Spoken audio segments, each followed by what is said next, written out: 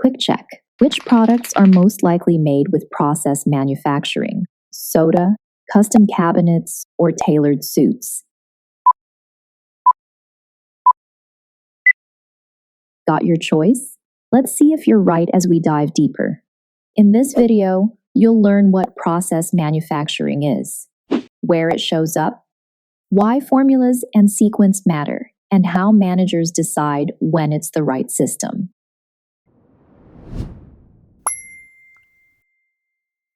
Let's start with the basics. Process manufacturing uses a consecutive, time-ordered set of steps to convert ingredients into a finished product by following a formula or recipe.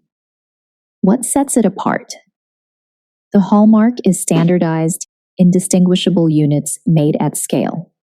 Rather than tracking one unit at a time, managers watch output rate, yield, and consistency across the whole run. To make it concrete, consider soda production. The process is sequential.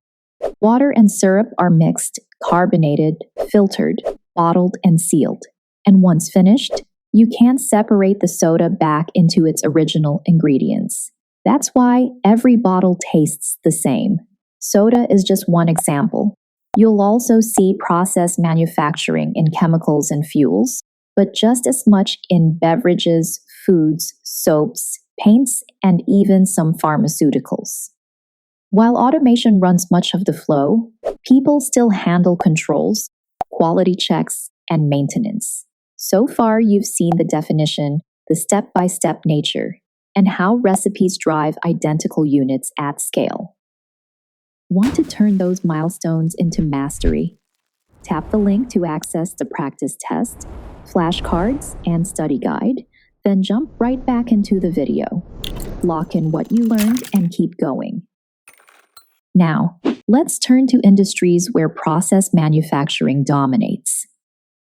Whenever companies produce huge volumes with stable formulas, like refined oil and gasoline, beverages and food, chemicals, plastics, and pharmaceuticals, process systems are a natural fit.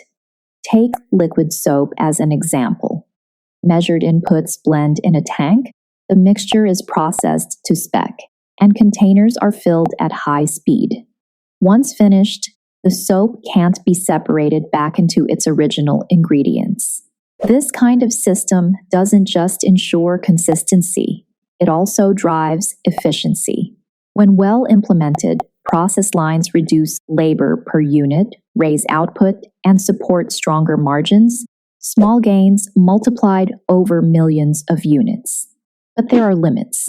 If products are highly custom, if setups need frequent changes, or if the formula keeps shifting, a continuous flow will struggle. In those cases, managers turn to job order or flexible batch systems instead. Circling back to that opening question, now it's clear why soda belongs in process systems, while custom cabinets and tailored suits do not. And behind the scenes, the accounting system fits the process too. Costs are tracked by department, and output is measured using equivalent units rather than job tickets. To recap, process manufacturing runs standardized products through sequential, recipe-driven steps.